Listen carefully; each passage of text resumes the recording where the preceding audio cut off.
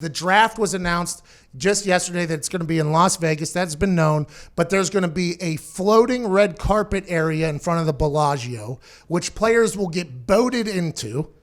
They'll get boated into this red carpet area in front of the Bellagio. Think of the fountains going off with the photos. That's going to be dope pics. Then they're going to take another boat over to the other side, hop in a car, drive over to the Caesars area. There's a parking lot over there that they're transforming into a draft spectacle area for the fans. Now, Coonan, you're big in the sports media world, right? Dialed in this whole world. Try to be. No, you are, right? Yep. How long have you been working at CAA in the sports media world? It's like 4 years now. Okay, so the NFL has had this traveling draft now for the last few years. They were in Dallas, right? Then Philadelphia, then Nashville, now Vegas. Have they viewed these traveling drafts as a massive, overwhelming success, or has there been some misses or something like that? It is just beyond a success. Beyond a success. They First didn't of all, know. No, like Nashville is an amazing city, was not going to get a Super Bowl. You know, they don't have a new stadium. They don't have a roof. They were not going to get a Super Bowl. They got the draft. And the draft, more people were able to touch the draft. More Tennesseans were able to touch the draft and to be there and be offended by you than would probably been able to go to the Super Bowl. Now, they are saying that I am a voice of the draft after what happened last One of the draft's most iconic moments ever. That's what people are saying. And you're my agent. You're supposed to say that. But this year, in the Vegas thing, we were looking at the pictures. They're literally just changing a parking lot in Las Vegas into a draft stage, and then they're putting a stage on top of the fountain or whatever. What it goes into the thought of that? Like, what is the entire mindset on where they go where and why they do what? Well, in Nashville, what they did was they shut down Broadway. Yep. And so you had just a mass of people, 120,000 people for about a mile. Yep. And the visual spectacle was incredible. But the stage was in a parking lot, and the green room was built, an elevated tent in a parking lot. True. And the ESPN set was at a brewery. NFL Network set was at another restaurant. So, they just basically tapped into the local infrastructure ecosystem that was available to them there. In Vegas, they're doing the same thing. Now, I think it's a lot harder to shut down the Las Vegas Strip than it is to shut down Broadway and Nashville. See, that is something that I didn't understand. And Diggs listens to VSiN every morning. He does gambling picks. And our guy, Brent Musburger's on there. Mm-hmm. Brent Musburger. And they were talking about how incredibly impossible it would have been to shut down the Las Vegas Strip. Dude, the Las Vegas Strip is wider than, Interstate 75. Like, that thing is how many lanes across? 12 maybe? Yeah, it's insane. And you have to, you have to take the bridges. You have to walk to a bridge. I got little legs. It takes me 20 minutes to cross the street. You are a very small person.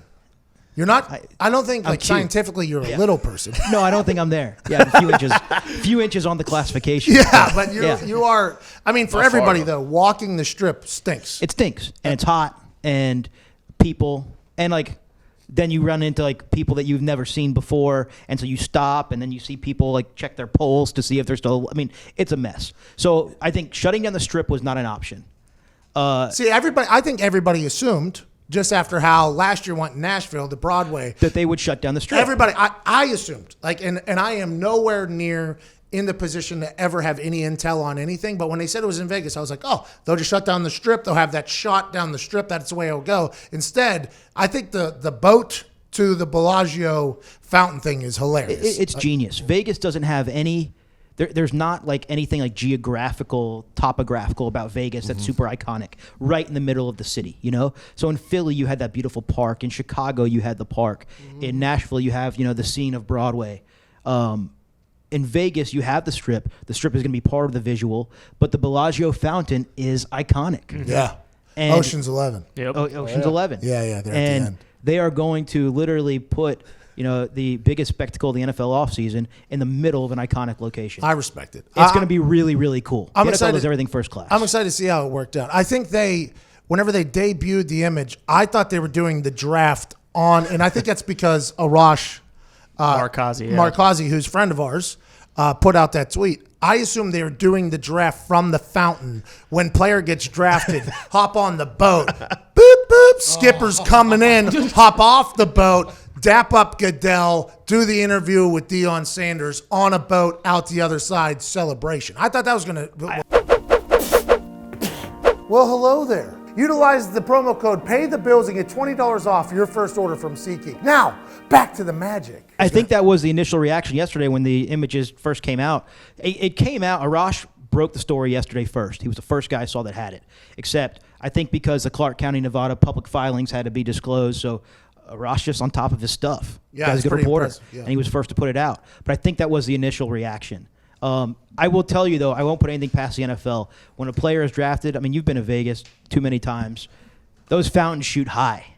Like, I would not be surprised if those fountains shoot high in team colors when a player is drafted. Oh, like fireworks, waterworks. Yeah, I just, I don't know what the plan is. No one's had information, but it's all going to be around there. And I guarantee you that the show is not going to stop once, Goodell starts calling those picks. All right. I would like to let everybody know I have a self-ban on Vegas, so I will not be there this year. Is that so? I did. We were at a dinner. It's been a few years. We were at a dinner in New Orleans for the national championship, and we were sitting with some people from ESPN, and it was a great conversation.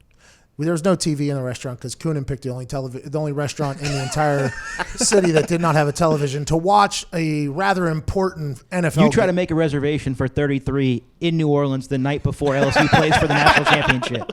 Well, yeah, whatever the case was, we went to this dinner and there was no television. So, a lot of conversation was happening. And by the way, it felt good to go travel back to the era where there was nothing, no distractions, just humans, right?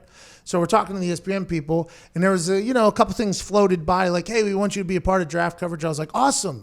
Where's it at? And they're like, Las Vegas. I was like, oh, can't do it. So sorry. Until I have $100 million in my bank account, I promised myself I would not go back to Vegas. It's one of the reasons why I'm here today. We have to just sit down face to face and go over a few things, and draft is one of them. Anytime Coonan is around. We have a buddy system. Like, I have a buddy system in place. Michael Klein, who cannot be here today, but we love Klein. He's in L.A., away in the Berks, a beautiful new baby boy. We're going to put a buddy system in place for you in Vegas. We're going to put a tracker on you. Hey,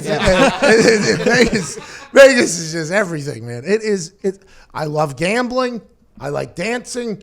I like having a good time. I don't mind jumping into bodies of water. I mean, Vegas is just too much. That was my initial reaction seeing the drawings from yesterday. Oh, yeah. Pat's going to end up in that water. Yeah, that's what everybody says. That's what everybody has said yesterday, but good for me. I can't go to Las Vegas. We'll see. It's one of those electric fences that they have for dogs. Mm-hmm. Yep. They just have that up for me whenever I'm flying on a Southwest flight in there, sitting in between like 75 people.